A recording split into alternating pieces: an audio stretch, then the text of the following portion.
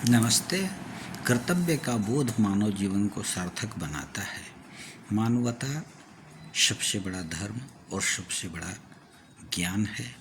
यदि हमें मानव होने के नाते अपने जीवन में कर्तव्य का बोध है तो यह हमारे जीवन को सार्थकता प्रदान करती है। भगवान राम ने अपने जीवन में जो भी आदर्श प्रस्तुत किए वह मनुष्य को कर्तव्य बोध दिलाने के लिए किए। एक सच्चे इंसान को इस धरती पर आने के बाद अनेक कर्तव्यों का पालन करना पड़ता है। वह कर्तव्य कैसे हों? राम और लक्ष्मण के जीवन में एक भाई दूसरे भाई के प्रति कैसे कर्तव्य निभाते हैं, यह उदाहरण अत्यंत प्रासंगिक और अनुकरणीय है। और माँ कैसे अपने बच्चों को सिखलाती है। लक्ष्मण की माता सुमित्रा, वह समझाती हैं राम को बन जाते समय कैसे ख्याल रखना है।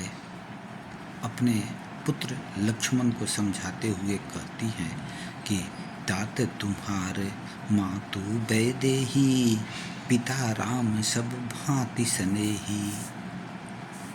हे पुत्र, राम बड़े भाई हैं, वह पिता के समान हैं और तुम्हारी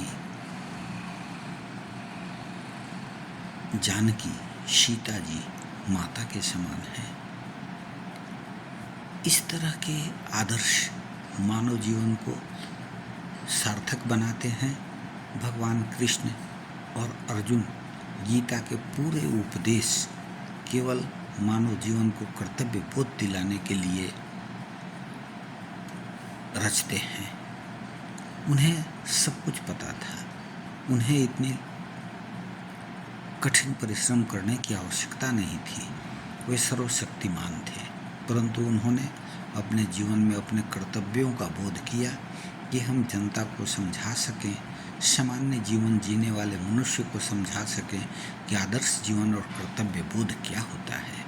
इसलिए मनुष्य होने के नाते हमें माँ के साथ कैसा व्यवहार करना है, पिता के साथ कैसा व्यवहार करना है, भाई के साथ कैसे व्यवहार करना है, बहन के साथ कैसा व्यवहार करना है, अन्य महिलाओं के साथ कैसा व्यवहार करना है, संसार के अन्य लोगों के साथ कैसे व्यवहार करना है, यह हमें सीखने और जानने के लिए यह मनुष्य का जीवन मिला है।